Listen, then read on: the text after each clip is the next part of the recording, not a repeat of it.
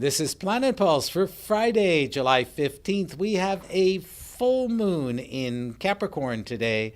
I'm Jeff Jower. And I'm Rick Levine. Today's full moon in Capricorn reminds us of the polarity between the self-containment of the Cancer that maintains its position by hiding behind the security of an outer shell, a shell of another being. If you think of the crab who, lives inside of a shell, but will then find the shell of a larger crab, it needs the protection to feel self-contained, versus the Capricorn moon that feels its security by overcoming those fears and accomplishing something in the outer world. Yeah, it's a really complex full moon because, as you said, Rick, that moon in Capricorn is about its external accomplishments. The moon in Capricorn has to do with a kind of dignity and self-containment and self-control. But it's a full moon, a time of emotional overload. And this could be one of those days where you're trying to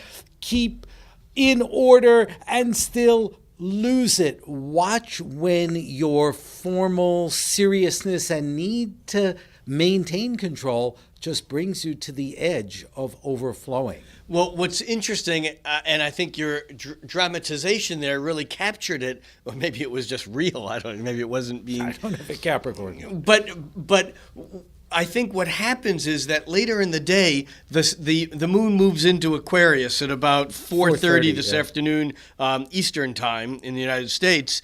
And the shift then is not only about the moon moving into Aquarius and us getting a little bit more the ability to express ourselves in a unique and different way, but at the same time we have a building sesquisquare that's an aspect of tension, of anxiousness, of anxiety between intellectual, mental Mercury and outrageous Uranus. And so it's almost like we might overcompensate and do something crazy just to reassert who we are after we've been kind of doing this tightrope dance or balance. Yeah, well put. And another way that can be played out is we go crazy after we hold ourselves too tightly.